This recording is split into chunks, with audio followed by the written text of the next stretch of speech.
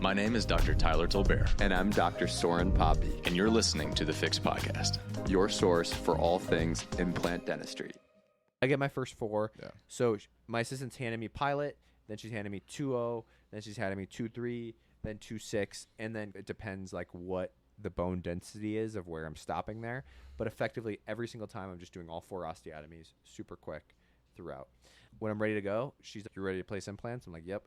So then she has my, and man, almost every single case I'm doing, I'm placing 3 8x13, 3 8x11.5s. So 3 8x13s on my 2 posterior, 3 8x11.5s on my 2 anterior. That's my go-to. Everybody has their own go-to, but that's mine. And I very rarely sway from that. The only times I sway from that is if I can't get torque with the 3/8, then sometimes I'll jump up to a 4/5. And the reason I like placing 3/8s is because usually I can get stability jumping up that 0.7 millimeters.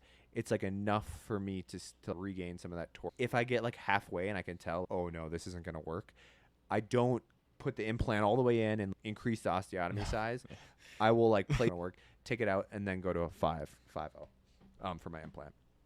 So those 4 implants are in. This is such a... No, I was going to say it's such a like rookie mistake is you're not really feeling a ton of resistance with the drill, but you still just place the one you're planning on and pray. If you don't feel that resistance, then maybe you go as far as starting to place the implant. If that torque isn't really starting to jump up, you should really go ahead and kick up to another size, like not just a half step, but a whole step.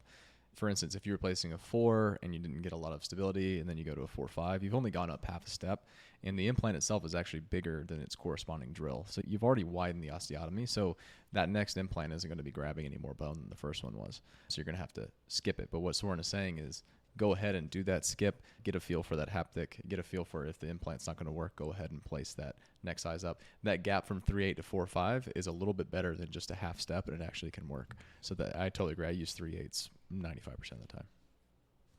Yeah. But yeah, so all the implants are in then. And I'm telling you, like, at this point, like, we're usually probably like 25, 30 minutes in, and we've got all the implants placed. Next step, we jump to pterygoid. So that when I'm placing my last implant, my assistant's sitting there with my long pilot drill, and she grabs the long pilot, places it on. I do my pterygoids with the drill protocol. I have placed them with the osteotome protocol. I've taught a lot of doctors with the osteotome protocol. I know how to do both. I prefer the drill protocol personally. So long pilot, do my right pterygoid, do my left, same thing, switches them, right, left, switches them, right, left. And then we're placing. Pterygoids are in. At this point, it's 30, 35 minutes into the case. Sometimes even less than that, right? If my cases are taking 45 minutes, like sometimes a little bit less than that. Next, my assistant's literally sitting there with a 17-degree multi-unit. I almost always place a 17-degree multi-unit on my pterygoids. So she hands me that. I check the angulation of both. Then I grab, she also will have the 1-2, my 1-2 driver on my contra angle handpiece set at a 50-20. So 50 RPMs, 20 Newton centimeters. Once I get the 17s where I want them, grab that handpiece, lock them in. They're both torqued, ready to go. Then I grab, she hands me my 2 30-degree multi-units. I place those. I'm super anal at this point about my angulation. I do not want to be switching my multi-units when I'm going to finals. So I will take an extra, whatever it is, five minutes to get my angles all perfect. I want them all to come out of the central fossa if it's like a posterior tooth, or right behind the incisal ledge if it's an anterior tooth. So I'll spend a little bit of time to make sure everything's parallel, everything looks like it's where I want it to be. So 30s go on, and then I torque them down both sides with that contra angle handpiece, and then my straights go in. I rarely use 17s on my straights. I usually angle my osteotomies forward quite a bit, and I want them right behind that incisal edge. That just comes with practice. Sometimes when you start, you'll probably place some, and you're like, oh, I got to put a 17 on just to get the angle. That's fine. Not a big deal, but once you have done hundreds of arches, you'll know exactly where those implants should be. So all the multi-units are on. All the multi-units are torqued. Then we take all the multi-unit holders. You know what they're called? The metal pieces on top of the multi-units. The rods. I just call them the carrying rods or whatever. the carriers. But yes, Yeah. take all those off. Then my micron mapper photogrammetry scan bodies are going on. My assistant's over here setting up the micron mapper for me while this one is helping me. Oh, she's handing off. I'm like handing her my driver. She's loading the next one while I'm putting the other one on. So it's just like my assistants are constantly moving while I'm moving, right? I'm not sitting there grabbing each micron mapper scan body. My assistant's handing me a driver with that micron mapper scan body on. And that's the difference, right? Like that there's so many doctors out there, me included, who when you start, you're taking the scan body, placing it, grabbing the next one, trying to get it to engage in the 1-2 screw, placing that one. No, they're handing me I'm moving.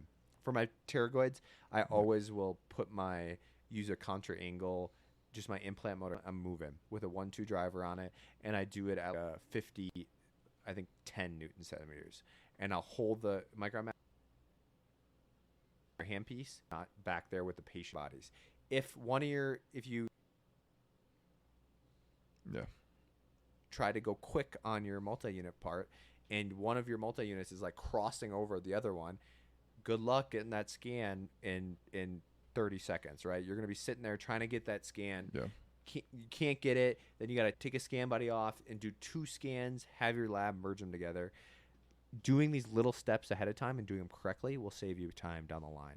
So once you get the micro mapper, take all the micro mapper scan bodies off. I use Nobel white healing caps. Put the Nobel white healing caps on. I then use a 5mm tissue punch that goes on my implant motor. You can get these anywhere, but I use a 5mm. Grab that. I tissue punch all of my implants to make sure that my flap's going to lay properly. After that, hand that to my assistant. They're handing me a suture, and I'm doing 2 simple interrupted sutures in between all of the scan bodies. So at this point, I have all my records done. I shouldn't say all because you still need to take the impression at the end, but I have my photogrammetry done. I have my scan bodies on. Everything's sutured. We're at the 30, sometimes 45-minute mark, hour, but rarely do my cases take in that time. Like, it's all handing me stuff. Yeah. I get everything sutured on the top. We're not skipping a beat. I like to sit my patient up a little bit when I'm doing the lower. Patient sits up a little bit on the lower, and then the bottom is the exact same way. My assistant immediately is handing me a large straight, elevating all the teeth. Then I grab a 151, getting the molars out. I do use a cow horn on the lower molars if there's a lot of furcal bone, but then it's ash for all the anteriors. Then laying my flap, same thing. About at that first molar mark, I'm doing my releases. I do my and motion across the lingual bone. It's one sliding motion, one on the other. I do my lingual first, then I reflect my releasing incision up, and then peel that keratinized tissue forward, and then release it all down. Now in the lower anterior, you're going to get a lot more periosteum attached there. At this point, I will look at my patient, and a lot of times, like people, especially in the beginning, their lower alveolo will look like this. It'll be canted. I like to close my patient and look at the lower upper, and that helps a lot for me visualizing, okay, I know my upper was straight because I was looking straight down on it. If I close them, I can see where the discrepancy is on the lower, and that helps me out a lot on my lower alveoloplasty. And then, my assistant's got my pilot drill on my handpiece. Punch those front 4 in. If I'm doing straights in the back too, if they have enough bone, I do those as well. And then I go through the whole sequence just like I did on the upper. Suture that all up about an hour 20 to an hour and 30 minutes in when I get the lower sutured. Assistant hands me the upper denture. Make sure it fits okay. Make sure the midline looks good and everything. Do my impression on the upper. While that's setting, if I have a good stop, grab the lower, impression on the lower. And before I do the impression on the lower, I close them, make sure that their bite looks good. Do the impression on the lower. Grab the lid to the bite reg, take the whole thing out, hand it to my assistant, and I'm out of the op. My assistant, our design. You prefer to use a bite reg and then scan outside the mouth as opposed to doing it in the mouth? Yes, I do. The reason why is because the assistant then has to scan upper, lower, and then put them both in, and maybe she doesn't know like where my bite was, or I have to come back in the op. Yeah. Takes me 30 seconds to do a bite, and then everything's out of the mouth. My CRNA can wake my patient up while my assistant is doing the scans. That's why I prefer it. Got it. So that was a lot in a short period of time, but I just wanted you guys to visualize like how you know what are the steps, what's going on. That's what's going on. I do it the same way every single time. My cases all look the same, and that's not a bad thing. That's a good thing. Like I want my cases all to look the same. I want someone to look at one and look at another and be like, think it's the same case essentially. My setups always look the same. We do everything the same every single time. And that's why I hear a lot of doctors, knock on wood, who are like, oh, I'm having this medical complication or all these issues. We don't get those very often because our surgeries are efficient. They're in and out. My assistants know what they're doing. My CRNA knows what they're doing. If the patient's only asleep for an hour and a half, it's hard for them to lose a ton of blood in that period of time, or to be under so long where they're getting like crazy fluctuations in their blood pressure. A lot of times you get those issues because the patient isn't numb anymore. They're starting to feel the surgery. Blood pressure is going up, and that's when emergencies happen. If you get your team locked in, it's super efficient. A lot of those complications that you see just won't occur. Also, like we said before, slow is smooth and smooth is fast. Making sure throughout the procedure you're doing everything correctly. You're not like sitting there flying through your multi-units and all of a sudden all your implants look like they're like this, right? And not like straight. Then it's going to take you that much longer. Then all of a sudden you're going to get to seating your prosthetic and you've got a 40-degree divergence from one implant to another and it won't seat. And then I got to reprint the whole prosthetic. Like do it right. Do it slow at first. Make sure that you do everything correctly. And then once you're doing these things correctly, you're doing them the same way, you'll start to see that it gets quicker and quicker, and you won't fall over your feet as you're going through these cases and having to go back and fix problems that happened in the past. Yeah. Ask me how I know. I've made every mistake in the book. I've done it all, and I am not saying that I learned this stuff without issues. I've probably made every mistake that you as listening have made times 10. But now we're to a point where I can do these in my sleep. It's just my assistant knows what they're doing. Both of them do. I'm just hanging out along for the ride. We're listening to good music in there. It's become something that previously, prior to a surgery, you'd have a little bit of anxiety going into it. Now it's something that's fun. And we've gotten there through a lot of practice, a lot of research, a lot of trying different techniques. And you'll find your flow with your team, what works well for you. I think something that I just really hope that people take away from this, and there's some little nuances in what you talked about that I want to expound on a little bit, but just in broad strokes, what I want people to understand is that the least valuable thing you can take away from this is that Soren is fast. That there's no point in knowing that or thinking that at all. What's important is Soren has systems, and these systems have been developed over time through very incremental change and just being absolutely obsessive about every single step and making it as efficient as possible, and a commitment to that. And it's not just him, it's his whole team and how they know and understand that surgery. And I'm sure that you just said you could do this in your sleep. I'm sure your team mentally could. Like they could walk through the entire surgery, everything you do, every instrument you use.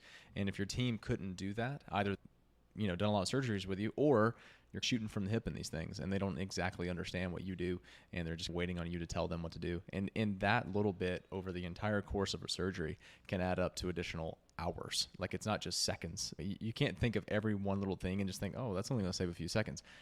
All of it saves many seconds, and every single step there is time saving in everything that's done. And over time, that's how you're cutting out an hour, 2 hours, 100%. Right? Like I would say, I can't really say for sure what's average. I've seen a lot of first timers. I've seen a lot of people who have done like a handful of arches. I would say in general, like a double is like it can be a whole morning for like your average person. I would say 4 to 5 hours, 2 to 3 hours per arch is probably average. Pretty average. Yeah. Yep. And Yeah. if that's where you're at, there's nothing wrong with that at all. I know people who've been in surgery for 8 hours on these cases consistently. Like my CRNA works. There's a lot of offices in Denver that do this, and my CRNA will come and be like, "Man, this case, like, I go there once a week, and it's like 8 hours for a double." Yeah. And all I can think Yeah. about is, man, all the risk that patient's in being asleep for freaking 8 hours. That's just not. Yeah. That's not like good patient compliance is my opinion on that. It just means that you didn't take the time with your team to get ready for these cases, and your team doesn't know what they're doing probably if they're in surgery for freaking 8 hours. But I would say on average, like 2.5 hours per arch is pretty like normal. Pretty normal. Yeah. Yeah. Yeah. And like you said, that is okay. But what I'll tell you too is like when you first start doing these and they're taking you 2.5 hours to do an arch, it's really exhausting mentally and physically. I remember my first double the case turned out okay, but I was in shambles. I mean, I was like torn apart, and it's not as fun. Like when you do like really long surgeries and you're having these sorts of complications with patients that are moving around so much that it's 5 minutes between each stitch because they're moving and they're ornery and they just want to go home and they're trying to talk and no one understands what they're saying. It's miserable for everybody. So like these things, surgery will get better over time and more enjoyable, and you reach this sort of zone of nirvana where things just go smoothly and everyone knows the drill and every surgery feels relatively the same. And if you're really fast, all those sorts of complications and patient management issues, they start to go away because they're directly proportional to how long you're taking. Also, in your post-ops, you won't be so scared to see your patients because they're not going to be covered in bruises, they're not going to be miserable, they're not going to be swollen up like a balloon. I haven't seen anybody in my chair that was swollen up like a balloon, and I can't even remember the last one that I saw, and that was almost ordinary for like my first few cases because they were long and there was a lot more inflammation, and I was tearing periosteum in my flaps. That causes a ton of inflammation and pain. If you do a full thickness mucoperiosteal flap, you're not going to run into that nearly as often. So all these things, they really do improve outcomes. This is not about being productive for the sake of money.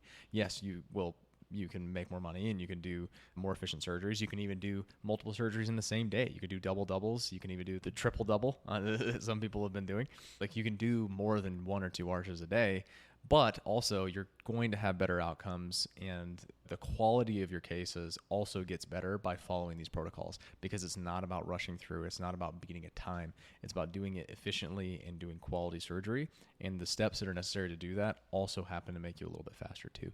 So making that commitment and really getting anal about it will, over time, just like these little changes in your surgery will cut off a bunch of time, these little changes that you make throughout the course of your career and all these surgeries that are now going faster and smoother and with less complication will make your life better. It will make your practice stronger. It will make your patients happier. So it really is important. It's more than just speed. It's really just the overall quality of what you're doing in full arch. But yeah, just to zone in on a few things that you were talking about, you explained everything beautifully and I really appreciate it. One thing is alveo.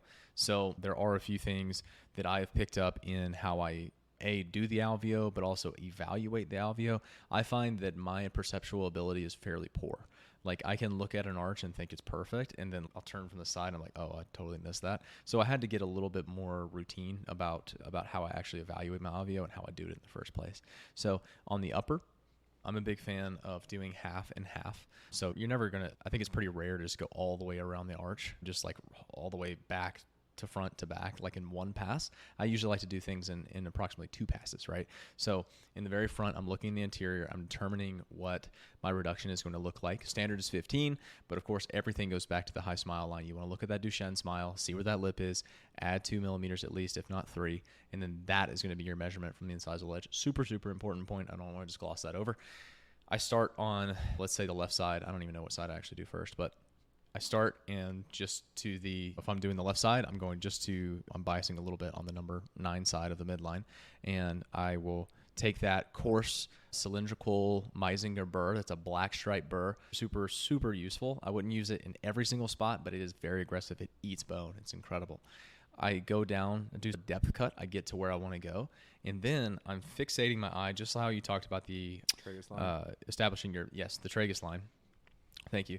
I'm looking down that allotragus line, and I'm fixating my gaze from where I first dip into the bone to get to where it needs to be, and I am setting a mental plane, and I'm not going to move my eyes. I'm going to look right down this plane, and I'm just going to cut all the way back from that spot. Keep that same depth and pull it all the way back and keep it flat. I don't want to see, I'm fixing myself on this plane, and I better not see any bone that comes up above that plane. If I'm looking at it dead on and I see some bone up there, I need to reduce that. And I'm going to take it all the way back to the hemular notch. I'm going all the way back. And you should be doing that even if you don't place pterygoids. Do it every single time. Make that routine, and then you won't have to learn it later. You're going to do this every time. It makes your cases look cleaner, gives plenty of space for additional teeth. Do that routinely. Once you have a really nice half of the mouth, now you can do the other side, and now it's easier because you're just matching. It is much easier to match one side to the other when one side is already done perfectly. If you're just reducing everything at one time and just trying to figure out the high spots, it's like playing whack-a-mole. You're just hitting all the high spots, and then you're hoping that everything ends up flat, and then your eyes are getting tired, and then you look at your post-op and you're like, that was not flat at all. Yep. So try to be systematic about that, especially with the upper. That's very useful. And I'm always doing this. Yeah, please. Two things. Tyler mentioned go all the way back past that, like to the back of the tuberosity.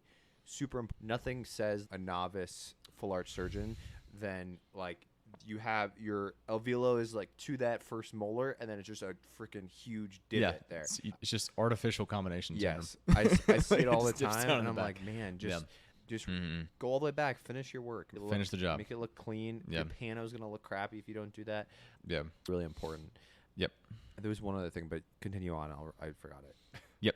So that's my course cut. I try to do that in one pass. That's usually my goal, just one pass all the way back, and then I'll swap. I like personally to swap to a finer grit just for polishing a little bit. Like I like to have really nice round edges. I just like how the flap adapts to like really round corners. You get less dehiscence and things like that. So I'll swap. I really like in certain burr blocks. I think the Affordable Burr Block has this one. The TFAP SPG collab has this one as well. It's like a tapered burr with a blue stripe. You can go, and it's very quick. You just go right down the line angles of the bone after you've made this very flat shelf, and you just round those off. I just like to do that. It looks cleaner. You can get any like residual periosteum or granulation tissue out that way as well. And then I just repeat the process on the other side. And then for the lower, another thing that I learned from Matt Krieger is using the external oblique ridge to set how low you should be going in the posterior. So you're going all the way back, and you're flapping well enough so you can actually visualize the external oblique ridge. So I'm starting there, and let's say I'm using my left hand. I dip it down. It's the upper, but in reverse. I start in the back. I dip it down the external oblique ridge, and then I actually just rotate my hand forward, and I try and keep it fixated, and I lock my wrist and rotate it all the way to the midline. So to try and do that in one pass. And my proximity to the mental nerve as I pass over that should be about 5 to 7 millimeters. I should be getting pretty close to it by following that external oblique ridge. As I come to the anterior, if the centrals are still there, I should see those sockets disappear. Now, granted, if that had extruded out or super erupted, that marker goes away. But it's really nice to have a tripod of reference points. Your distance from the crest of the ridge to the mental, as well as getting the central sockets eliminated, and just try to triangulate all that and make it really nice and flat. So starting from the external oblique ridge, carrying it forward in one pass, and then I can switch hands and do it with my right hand, do the exact same thing. Or if you like, you can, this is about the only time I'm not at 12 o'clock, I'll go in front of the patient, and then you can go front to back that way as well and match the other side. It's just so much easier to make the sides match than do it all at one time. And generally, I used to worry a lot about under reducing the lower. When I'm looking at those three markers using the external oblique ridge and then getting rid of the central sockets, I have not had an issue of under reducing the lower. JB Dental Lab might tell you. So that's just how I like to do the alveo. Yeah, for sure. And in terms of evaluating it, before you move on to the next thing, look from a bunch of different angles. Look from the side, maybe on the upper. You can even get a Fox plane if you want to and sit it up on the bone. Some people do that, and you can see from the side, did you parallel the tragus line? I like that a lot. I think that's a great thing to do. I remember when I was cool. One thing I'd recommend doing that I've seen a lot of doctors do the other route is over reduction. You can do over reduction. And something I like to do is when I place those teeth and mark my line at 15, I'll actually mark it at 13. And that gives me like... You got to know your biases. Right. So like 13, and then I make sure that I get rid of the whole line. But a lot of time, cut down to there, and then all of a sudden you're looking at it from different angles. You're like, oh, I need to reduce a little bit there. I need to reduce a little. And then all of a sudden you like are placing... You can be at a point where you're placing your anterior implants, and you're like, oh, man, I'm like 2 millimeters in the nose.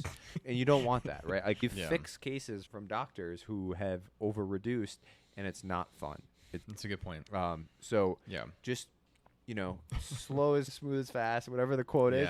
Just take your time on every single step. Don't just blow through the alveoloplasty, over-reduce, fix it. You're fixing it because then you're going to have issues in the future. I'm really glad you say that because I just know my biases. I'm a light-handed person. I tend to under-reduce. And so I had to mentally get a little bit more aggressive with my alveo to get the speed down. But there are definitely people that put way too much weight on it and just tear it up. In that case, you use a finer grit burr, slow the hell down, and make sure you're just being know. careful Yeah, with like marks. I think it's a great thing you said. Know your biases, and then take the steps accordingly. We've given you like I said, we've been on all ends of the spectrum, so we're trying to give you tips for different biases. If you over reduce, maybe make your line a little bit short. If you under reduce, make sure you add that line in and actually cut to the line. If you under reduce, maybe every single time you cut till the front incisors are gone. Yeah. Know what issues you have and try to take things accordingly. Did you have anything else that you wanted to go over? I would say incision design. So you definitely talked about that in terms of vertical releases up the maxillary buttress on the upper, going all the way back. The other thing I want to ask you about is, do you do straight line incision? So the concept of this is, as you're going, provided you have adequate keratinized tissue, and ultimately that's the decider in a lot of this. But instead of going circumferentially around the teeth and going like papillae, like through the papillae and actually tracing the papillae, do you just establish a straight line, a common denominator across all these papillae to give you that straight line incision? Okay, almost every great. time. On the upper, it depends on the case, right? But from tuberosity until I get to where those teeth are, and then I do one across the buccal, cutting off all those papillae, and then lingual, and then I go back with a rongeur and just get all those papillae so it's nice and straight, and everything will come so it's nice and straight. But yeah, that's how I do it. I got another one I have two more, but I'm going to go to the one that I think is a little bit more important first because I'll probably forget the other one. Multi-unit timing and placement. So I think it's really important to be very routine about this. Your multi-unit placement at first I remember when I first started, I dreaded this part because timing the implant and getting it to come out in the right place, fiddling around with the multi-unit, profiling bone and stuff like that, it would slow me down so much. As far as the profiling bone and things, I think that has a lot to do with how you do your alveo, but also has a lot to do with how deep you place your implants and the profile of the multi-unit itself. Not all systems were designed specifically for full arch, even though they may have multi-units. If they're really bulky, you're going to be profiling a lot more often. That's just an additional step and something you have to screw around with. Most of the full arch specific systems out there, like Neodent, I think Megagen, and they have much slimmer multi-units. Like you hold these up next to each other, and there's obese ones and there's very sexy ones. But once you're placing your multi-unit, timing the implant on the upper generally, and please, Soren, your timing is wonderful, so if I'm wrong on any of these, let me know. I got cases tomorrow. So when you're timing your implants, always looking at the dot that indicates the flat side of the hex. So when I'm placing my pterygoids and my tilteds, I get that dot to point towards my midline. So I'm just visualizing where that midline is at. Sometimes I'll actually turn my head and look at the implant that I'm timing directly, and I get a dot to stare back at me from the midline. And then as I get to the interior, those midlines just go straight back at me. They're not pointed at the midline necessarily. And if you can get that to where you time it the same way every time, what happens is your multi-units, you're not even having to fiddle around to find the hex. It actually just drops right in. Like you can literally hold the multi-unit in the sort of angle correction you want it to have. Like you're going to be correcting 30 degrees this way, and it's going to be correcting this way, and you're going to have in that orientation, it'll drop right into the implant because you know that you've timed it the same way every single time. The more you do that, the faster you'll get, and eventually you won't be fiddling around with multi-units so much. You'll know that it's timed correctly, that it's going to come out where you want it to. So being very routine in how you time every single one of those implants is really important. Yeah, for sure. Take an implant and just spend the $60 or whatever it is, however, not 60, probably $100 for your implant, and just take it out of the package and look where your multi-unit is coming out of that implant. Yeah. So you can get an idea. Of, I need to angle my implant this way so my multi-unit comes up here. This is where I totally agree with that. Can we also talk about, and this is something you helped me a lot with, I used to rely a lot on guides and multi-unit placement guides. I would always have that for the upper. I use them for the lower. They weren't that great just because they don't always seat that well. But on the upper, I would need to put that guide in to check where my multi-unit placement is. Recently, I have not done it at all. I don't think I've done it in 6 months. How do you perfect your multi-unit timing? How are you always having such good prosthetic exit? What are your reference points? How are you doing that so predictably without having to compare a bunch of stuff and see the guide and all that? Yeah, absolutely. For me, I don't use a guide at all because like I said, I'm marking 15 millimeters. I know where my reduction is, and for multi units, this is how I do it. my upper multi-units all should be relatively parallel. They should all be flaring out buccally Equally flared. just a little bit. I like to look at where I'm going to probably finagle this terminology, but if you look at where your maxilla is flaring, your maxilla flares as it comes up where the teeth are.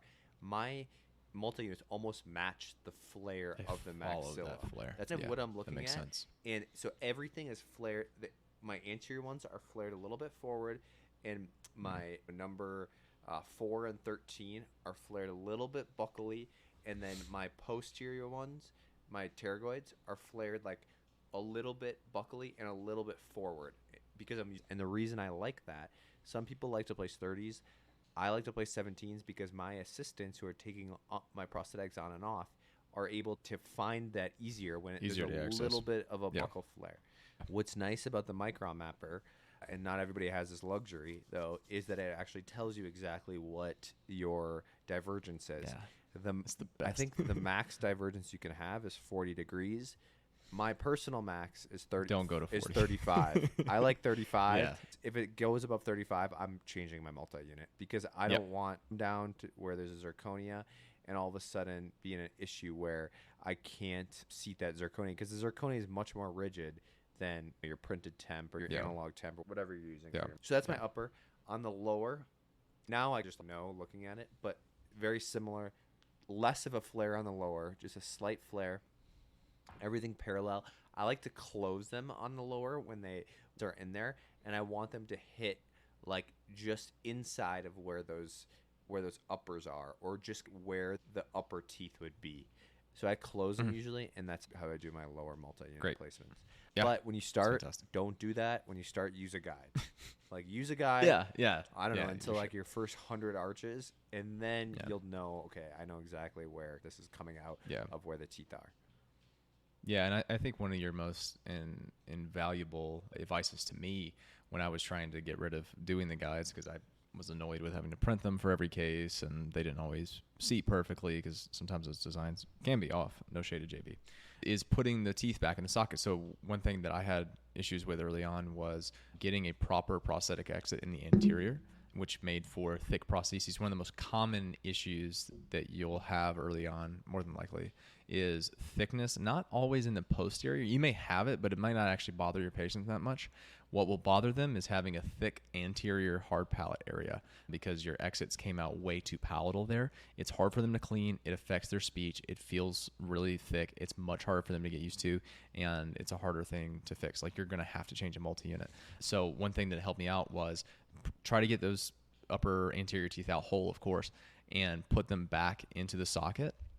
So when I go into that sort of that palatal island between the central and lateral teeth, I will actually put my drill right there. I'll stick the tooth there, and I'll just go ahead and angle the drill such that it would come out the cingulum. Now, this is with the caveat that I'm preserving the class relationship. If I'm changing that at all, obviously I have to make some changes there. Like if the upper teeth need to come back, then I need to be coming out a little bit more palatal than I would. But assuming that we're preserving the incisal edge position, I'm able to measure with the natural tooth exactly where that cingulum is. And the prosthetic exits have been absolutely money since I started doing that, as well as that slight buccal flare is really good. The timing, looking for that buccal flare and using the existing teeth has completely eliminated guides for me, and I'm not going back. I think the only indication that I would see for it is maybe like a really atrophic case that was a dentulous that I don't really have a lot of reference for, or one where I'm doing extreme class correction. I did a really fun one a couple months ago where it was just like a complete class 3 upper was entirely inside the lower, and in that case we did have some guides, so I could check out that relationship, and ended up being on the money, and the patient's class 1 now. Is so cool. Nice. That's awesome. Those are amazing cases, but that's the culmination of like really nailing down being able to do all these things in a class 1 relationship. And once you get really comfortable with that, you're not needing to use guides, you'll feel a lot more comfortable with those types of cases. Perfect. Yeah. Well, I think we've hit a lot of efficiency tips. For sure. If you guys have any questions about our surgeries, if you have any questions about little things we've talked about, if you want us to expand on them, reach out. Again, my Instagram is Dr. Soren Paape. Tyler's is Dr. Tyler Tolbert. More than happy to reply to any of those. You can also reach out to us at the Fix Podcast. That's the Instagram tag handle. We'd love to answer questions on there as well. I do want to get say one more quick one for those of you who are doing analog conversions. Take your you always need to figure out like where those implants are coming out right prior to putting temp cylinders on, because you need to drill out those holes. Yeah. So take a bite reg of the intaglio under your denture prior to suturing. That way you can hand that denture off to your tech, and he can be drilling out the access holes while you're. Don't wait till after you're suturing and then sit there. Tech is drilling those holes out. Do it before the suture. Make sure that you don't get any bite reg under the flap. Hand it off to him. Let him do that, and then that way, right when your suturing is done, you can start putting those temp cylinders on, and it'll be like right about when your tech is passing it off to you. Before you do the pickup on the upper, get them numb on the bottom. That way, after you do the pickup, you hand it to the tech. The patient's already numb. You start on the bottom. Those are probably my two big ones for analog. But yeah. And the upper conversion doesn't have to be completely done to do the lower pickup. Don't be waiting on the lab to finish their upper conversion before you do that. You can just screw it in wherever they're at in that process. I'm sure they've at least done the backfill. You can just screw it in, do the lower pickup, and then you hand it off, and they'll finish both of them at the same time. You don't want to be waiting on a lab process. Also, another caveat, I was always a huge advocate for using lab putty instead of bite reg, because it doesn't have a liquid phase. So you can either use lab putty, or you can use like a silly putty-like material. I've actually used silly putty before. Don't use the kind with glitter in it. What's really nice is that you can mold it into the denture, and then you can do the seat, and if it didn't come out right, you don't have to load up another tip and do another bite ridge. You just smooth it over and do it again. It's rigid enough to where they can drill through it without a problem. It's reusable. You could even reuse it on the lower as well. It was just a small speed tip. There's a putty block is available through like major suppliers, but like I said, you can also just use some like silly putty from Amazon. I'm past that world. It's not my world anymore, but it was a pretty good one that I was pretty passionate about. Yeah. Anyway. And if you have a sinus exposure or something like that, it's not going to run up into the sinus. We have seen bite reg get into someone's sinus before. That's a good point. But yeah, no, I think this was an amazing episode. I really hope that there's some implementable bite-sized tips here. There's probably like 200 tips that you just gave people and absolutely dropped gold on them. I hope if you guys are out there, and if you guys have anything that you explained a little bit better, you need some more pictographic information or demonstration, we can definitely try to provide that. You can also email us at thefixpodcast@gmail.com.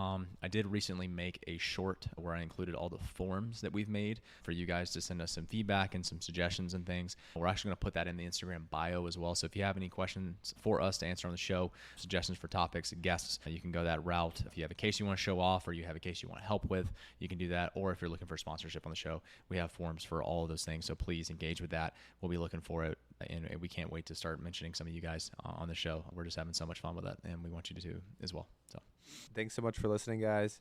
We'll see you next time on the Fix Podcast. You got it.